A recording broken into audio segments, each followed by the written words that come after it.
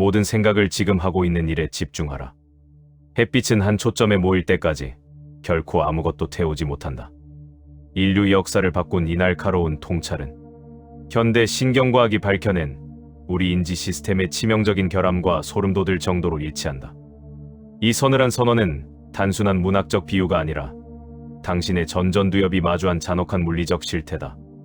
인간의 뇌는 원래 집중하도록 설계되지 않았다. 아니, 정확히 말하면 생존에 유리하도록 사방의 주의를 분산시키게끔 설계되었다.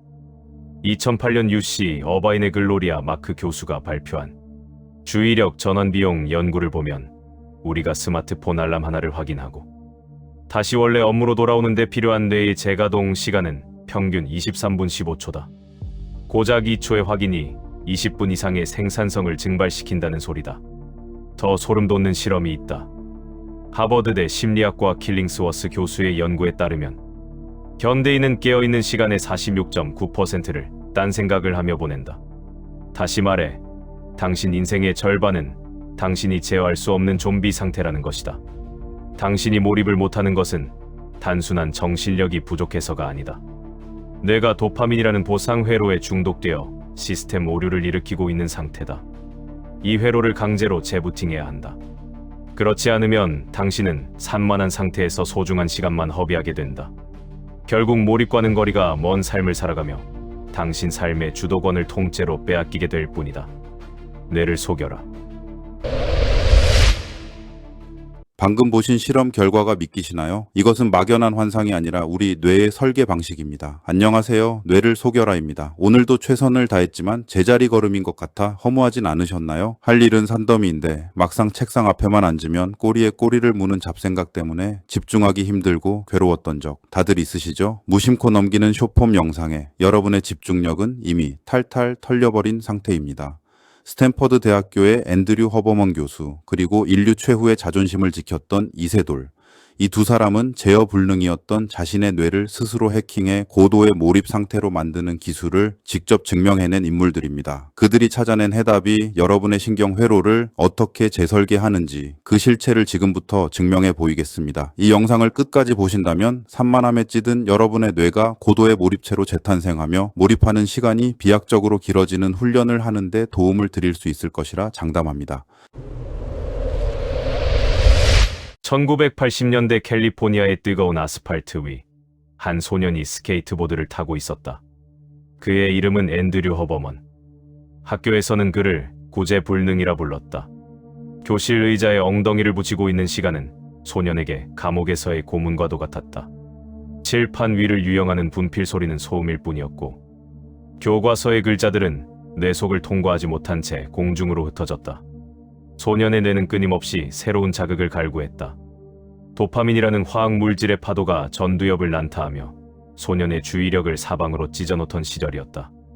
그러던 소년의 세계가 송두리째 무너지는 사건이 발생한다. 부모님의 갑작스러운 이혼이었다. 소년을 지탱하던 유일한 정서적 울타리가 사라지자 안 그래도 산만하던 소년의 뇌는 통제불능의 방황으로 치달았다. 그는 학교를 무단으로 결석하고 캘리포니아 전역의 스케이트보드 캠프를 전전하며 현실을 도피했다. 주변 친구들은 마약과 술에 손을 댔고 그 역시 파멸의 구렁텅이 바로 앞에 서 있었다. 잠들지 못하는 밤이면 차가운 아스팔트 바닥에 누워 밤하늘을 보며 독백했다. 내 인생의 궤적은 이미 산산조각 났다. 나는 결코 무언가에 집중할 수 없는 망가진 인간이다. 소년은 내일 밤 자신의 무능력을 저주하며 자아를 갉아먹었다. 불안과 우울은 거대한 파도처럼 밀려왔고 집중하지 못하는 뇌는 그를 무기력의 늪으로 더욱 깊숙이 밀어넣었다. 아무리 노력해도 뇌는 제멋대로 날뛰었고 그럴수록 소년은 자신을 더 심하게 학대했다. 하지만 그 처절한 암흑기의 끝에서 소년은 생전 처음 겪는 기묘한 감각과 마주한다. 스케이트보드를 타고 가파른 난간과 콘크리트 모서리를 타고 내려오는 찰나였다. 세상의 모든 소음이 멈추고 오직 단 하나의 지점만이 망막에 맺히는 경험이었다. 그것은 몰입의 조각이었다. 바람의 속도, 보드와 콘크리트의 마찰음, 그리고 심장 박동 소리만이 선명해졌다. 소년의 망막은 오직 단 하나의 지점만을 응시했다. 지금 이 순간, 저 모서리를 놓치면 내 뼈는 가루가 된다. 생존을 향한 원초적 본능이 뇌의 모든 에너지를 송곳처럼 날카롭게 모으자 평소 그렇게 산만하던 머릿속이 거짓말처럼 고요해졌다. 소녀는 깨달았다.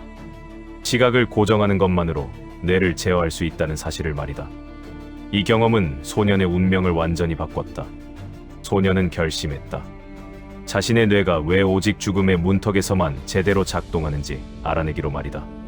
그는 흩어진 정신을 수습하고 다시 책상 앞에 앉았다. 처음에는 지옥과도 같았다. 글자 한 줄을 읽는데 수백 번의 잡념이 끼어들었고 뇌는 익숙한 자극을 달라며 격렬하게 저항할 뿐이었다. 책을 집어 던지고 싶은 충동이 수천 번 일어났다. 하지만 그는 스케이트보드 위에서의 감각을 떠올리며 버텼다. 시야를 강제로 고정하고 호흡을 억누르며 뇌의 거센 저항을 정면으로 받아냈다. 이때 그는 평생의 지표가 될 철학을 만났다. 고통은 뇌가 변화하고 있다는 신호다. 이 명언은 소년의 전두엽에 깊게 박혔다. 그는 뇌과학자가 되어 시각 시스템이 뇌의 각성 상태를 조절하는 핵심 스위치라는 사실을 전 세계에 증명해냈다. 그는 매일 아침 태양을 바라보며 자신의 뇌를 정교하게 세팅했다. 아침 햇살의 광자가 내 신경 회로를 깨운다. 이것이 내 오늘 하루의 베이스라인을 결정할 것이다. 그는 자신의 뇌를 정복한 자만이 타인의 뇌를 논할 자격이 있다고 믿었다. 허버머니 몰입의 원리를 증명했다면 지구 반대편. 한국의 한 남자는 그 몰입의 정점이 무엇인지 전 인류에게 보여주었다. 2016년 3월 서울의 한 대국장. 공기는 차갑게 얼어붙었고 전 세계의 이목은 19줄의 바둑판 위에 쏠렸다. 이세돌. 그는 인류가 만든 가장 강력한 인공지능 알파고를 마주하고 있었다. 기계의 냉혹한 계산 앞에 인간의 직관은 속절없이 무너졌다. 3연패. 인류의 패배가 확정된 순간 대중은 절망했다. 바둑 천재라 불리던 그의 자존심은 갈기갈기 찢겼고 호텔 방의 천장은 그를 짓누르는 감옥 같았다. 하지만 그는 포기하지 않았다. 오히려 그 극한의 절망 속에서 그의 뇌는 평생 단 한 번도 도달하지 못한 고도의 각성 상태로 진입하기 시작했다. 제4구 대국장에 앉은 그의 눈은 바둑판 위에 단 한 점, 착점의 가능성만을 쫓았다. 그는 바둑판 위에 단 한 점에 자신의 영혼을 모두 걸었다. 허버머니 말한 시각적 압착의 정점이었다. 주변의 수많은 카메라 셔터 소리, 수백 명의 숨소리는 소거되었다. 전 세계의 중계석 소음도 그의 귓가를 통과하지 못했다. 오직 가로세로 19줄, 361개의 교차점만이 그의 온 망막을 지배했다. 그는 수천 수만 수의 변화를 뇌 속에서 시뮬레이션했다. 그것은 단순한 계산이 아니라 전두엽의 모든 뉴런이 동시에 타오르는 신경학적 폭발이었다. 그는 자신의 존재 자체를 바둑판 안으로 밀어넣었다. 지금 이 바둑판이 나의 온 우주다. 기계는 계산하지만 나는 직관한다. 마침내 장장 3시간에 가까운 사투 끝에 78번째 수. 인공지능이 계산할 수 없었던, 아니 계산의 범위를 완전히 벗어난 신의 한 수가 바둑판 위에 놓였다. 인공지능의 모니터에는 오류 메시지가 떴고 승률 그래프는 곤두박질 쳤다. 그것은 뇌가 잡념을 완벽히 도려내고 몰입의 기술을 극한으로 끌어올렸을 때 도달할 수 있는 기적이었다. 비록 전체 대국에서는 패배했을지언정 그가 보여준 이 단 한 판의 승리는 인류의 가능성을 새롭게 정의했다. 그는 전 인류를 향해 증명했다. 이세돌이 패배한 것이지 인간이 패배한 것은 아니다. 인공지능을 이긴 것은 계산 능력이 아니라 뇌를 극한의 몰입 상태로 유도해낸 인간만의 생물학적 투지였다. 앤드류 허버먼이 발견한 뇌과학의 원리는 이세돌이라는 거인을 통해 비로소 완성되었다. 두 인물 모두 자신의 뇌가 내뿜는 소음에 굴복하지 않았다. 오히려 그 소음을 뚫고 시야를 고정함으로써 뇌라는 유기적 시스템을 완벽히 통제해냈다. 허버먼은 차가운 실험실에서, 이세돌은 뜨거운 바둑판 위에서 동일한 진리를 증명했다. 집중력은 주어지는 것이 아니라 시각과 호흡 시스템을 강제로 조율하여 얻어내는 전리품이라는 사실을 말이다. 이 두 사람이 보여준 것은 분명하다. 뇌를 속이는 법을 아는 자만이 자신의 운명을 바꿀 자격을 얻는다는 사실이다. 당신의 뇌가 지금 산만하다면 그것은 아직 고정해야 할 모서리를 찾지 못했기 때문이다. 이것이 허버머니 아스팔트 위에서 직감하고 이세돌이 바둑판 앞에서 증명한 몰입의 생물학적 실체입니다. 이제 평범한 노력을 압도적 성과로 바꾸는 그 비밀스러운 신경회로의 설계도를 지금 바로 파헤쳐 보겠습니다. 가장 먼저 주목할 메커니즘은 생리학적 한숨이 만들어내는 즉각적인 뇌 재가동입니다. 2023년 스탠퍼드 대학교 앤드류 허버먼 교수 연구팀은 성인 114명을 대상으로 주기적 한숨 호흡이 불안을 낮추고 전전두엽 기능을 회복시킴을 증명했습니다. 코로 숨을 2번 짧게 들이마신 후 입으로 길게 내뱉는 이 호흡법은 혈중 이산화탄소 농도를 즉각적으로 낮춰 교감신경계를 안정시킵니다. 이는 전전두엽이 실행 기능을 재가동하기 위한 최적의 생화학적 환경을 조성하는 데 결정적인 기여를 합니다. 다음은 섬엽 활성화를 통한 내부 집중의 원리입니다. 뇌의 섬엽은 신체 내부 감각을 처리하고 자기 인식을 관장하는 영역입니다. 2013년 영국 서식스 대학교 휴고 크리틀리 교수 연구팀은 54명을 대상으로 한 연구에서 신체 내부 감각에 의도적으로 주의를 기울이는 내수용 감각 훈련이 실행 기능 향상과 직결됨을 밝혔습니다. 이 훈련은 외부 잡음에 대한 뇌의 반응성을 낮추고 주의 자원을 내부로 결집해 몰입을 방해하는 노이즈를 차단하는 핵심 메커니즘으로 작용합니다. 또한 40Hz 바이노럴 비트와 감마파 동기화 효과 역시 중요합니다. 2013년 네덜란드 레이던 대학교 로렌차 콜자토 교수팀은 24명의 실험을 통해 40Hz 자극이 뇌의 감마파 활동을 유도해 인지 수행 능력을 높일 가능성을 제시했습니다.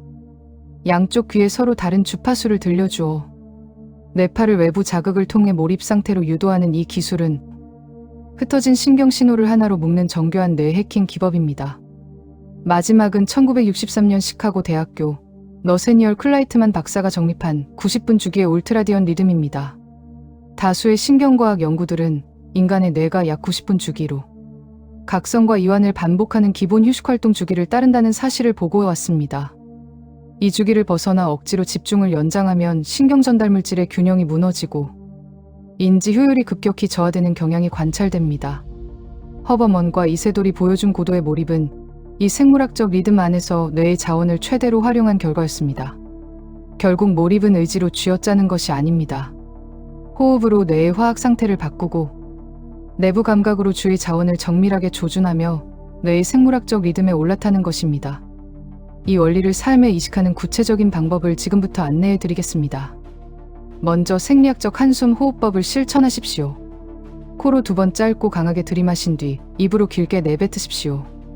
이 호흡은 이산화탄소 수치를 즉각 낮춰 전전두엽 재가동을 위한 최적의 생화학적 환경을 만듭니다. 또한 내부 집중 시각화를 병행하십시오. 1분간 눈을 감고 자신의 심장 박동이나 호흡에만 온 정신을 집중하십시오. 이는 섬엽을 자극해 잡음을 소거하는 노이즈 캔슬링 효과를 내며 전전두엽의 지배력을 회복시키는 가장 빠른 길입니다. 작업 전에는 40Hz 바이노럴 비트를 활용하십시오. 40Hz는 뇌파 동기화를 유도하며 손가락 끝을 맞대는 등의 신경 앵커링 동작을 결합하는 겁니다. 반복 시 해당 자세만으로 즉시 몰입 모드에 진입하도록 뇌가 프로그래밍되며 신경 신호가 하나로 연결됩니다. 마지막으로 시간을 90분 블록으로 구조화하십시오. 타이머를 90분에 맞추고 그 시간 동안은 시야를 작업물에 고정하십시오. 종료 후에는 반드시 10분간 창밖을 보며 시각적 이완을 취해야 합니다. 이 시퀀스가 당신을 몰입의 기계로 만듭니다. 실행은 결심이 아니라 구조에서 나옵니다. 당신의 의지를 믿지 말고 이 프로토콜을 믿으십시오. 어떤 분들은 나는 선천적으로 주의력이 산만한데 이런 훈련이 정말 효과가 있을까라고 의문을 제기합니다. 하지만 뇌과학은 우리 뇌는 쓰면 쓸수록 변하는 가소성을 지니고 있음을 명백히 밝혀냈습니다. 집중력은 타고난 재능이 아니라 훈련을 통해 두꺼워지는 신경 근육과 같습니다. 스스로를 산만한 사람이라 정의하는 그 고정관념이야말로 여러분의 뇌 성장을 가로막는 가장 큰 장애물임을 인지해야 합니다. 단순한 정신력만으로 버티는 게 더 확실하지 않나요? 라는 반박도 있을 수 있습니다. 하지만 단순한 정신력은 배터리와 같아서 쓰면 쓸수록 소모됩니다. 무작정 뇌의 한계치를 넘어서려 버티는 것은 연료가 없는 자동차를 밀고 가는 것과 같습니다. 대신 뇌의 작동 원리를 이해하고 시각과 도파민 시스템을 활용하는 것은 엔진의 최고급 연료를 채우는 것과 같습니다. 과학적 접근은 나약함의 증거가 아니라 가장 영리한 전략입니다. 주변이 너무 시끄러워 집중할 수 없다는 환경 탓을 하기도 합니다. 그러나 진정한 몰입은 외부 소음을 차단하는 것이 아니라 뇌 내부의 신호 대비 잡음비가 강화되는 과정입니다. 시각적 초점을 고정하고 전전두엽을 활성화하면 뇌는 스스로 잡음을 필터링하는 능력을 발휘합니다.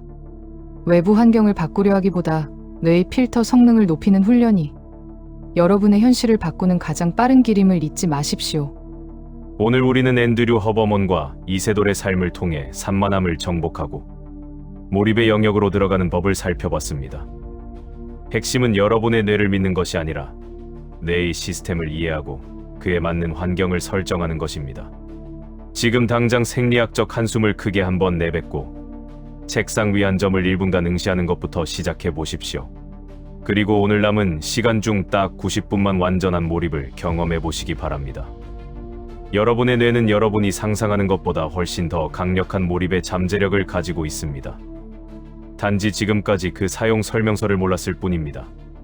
여러분의 변화를 향한 결연한 의지의 표시로 댓글에 몰입이라고 남겨주십시오. 이 작은 실천이 모여 여러분의 신경 회로를 재설계할 것입니다.